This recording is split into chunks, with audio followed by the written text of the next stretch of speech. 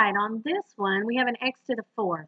So we have 4 or less possible roots on this one. Now it says solve, which means find the zeros. We're just finding the roots again.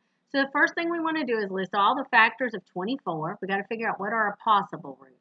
So plus or minus 1, plus or minus 24, plus or minus 2, and then plus or minus 12. 3 works, so plus or minus 3, and hopefully I left enough room here, plus or minus 8.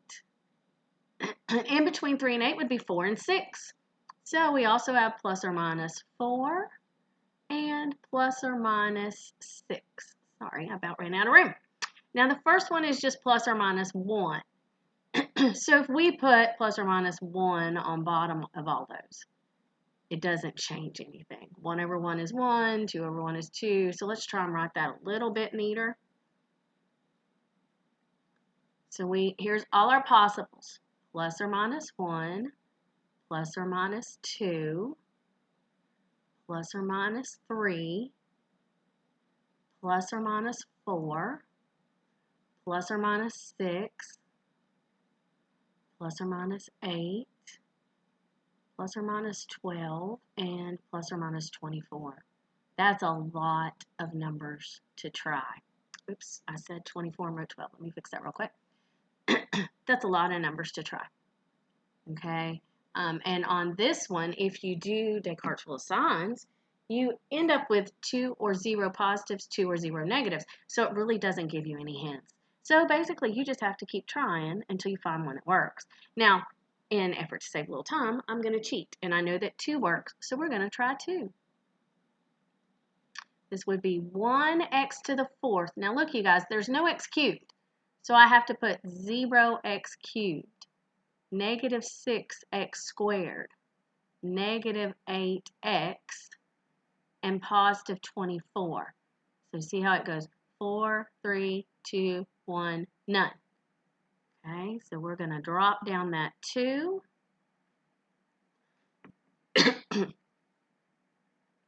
And drop down the 1, I should say. 2 times 1 is 2. 0 plus 2 is 2. 2 times 2 is 4.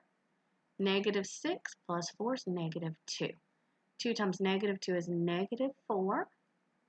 Negative 8 minus 4 is negative 12. 2 times negative 12 is negative 24. And that adds to 0, which is what I want. I want one of the possible roots, and that one is a root.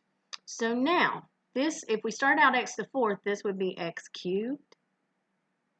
This would be x squared. And, sorry, my pen is not writing so well when I'm trying to write so tiny. Try that again. This one would be x. Now here's the bummer, because we still have an x cubed. We have to factor this thing again. Now any of those numbers could work. We can't factor it in our head yet. So any of these numbers could work. And guess what? 2 could work again. And since I know the answer, I know that 2 does work again. So now we're going to have 1x cubed, 2x squared, negative 2x, negative 12. And we're going to divide this one synthetic division and get our second root. Bring down your 1. 2 times 1 is 2. 2 plus 2 is 4. 2 times 4 is 8. Negative 2 plus 4 is 6. 2 times 6 is positive 12. Negative 12, positive 12 is 0. So it worked. So let's go down here and look at what we've got. We have x minus 2 from that top one in orange. We have x minus 2 from the green one. And then here we have x squared and x. So I'm going to have a positive 1x squared plus 4x plus 6. Okay, so we've got x squared plus 4x plus 6 left. Now this one is a little bit evil because this won't factor. You can't factor it in your head. Okay, so I have to use quadratic formula. Now we went through quadratic formula in the last example, so I'm not going to go through the whole thing. We're going to go straight to the answer. If you need more review on quadratic formula, go down to those algebra videos, and there are several that say quadratic formula. okay? Plus we did it in the last example. So I'm just going to move up here, okay? Now I'm going to write this x minus 2 squared because we have 2 of them. And remember, that gives me a hint. At x equals 2, my graph is going to touch and turn around because then we learned that in our other lesson, okay? Now the x squared plus 4x plus 6. If you use quadratic formula on that, it will be negative 2 plus or minus I square root of 2. Negative 2 plus or minus I square root of 2. Remember, it's I because you ended up with a negative under the radical, and that makes it imaginary. So this one is a double root. So one of my roots is going to be x equals 2.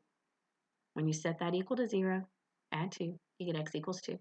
And here I'm going to have negative 2 plus I square root of 2 and negative 2 minus I square root of 2. Okay?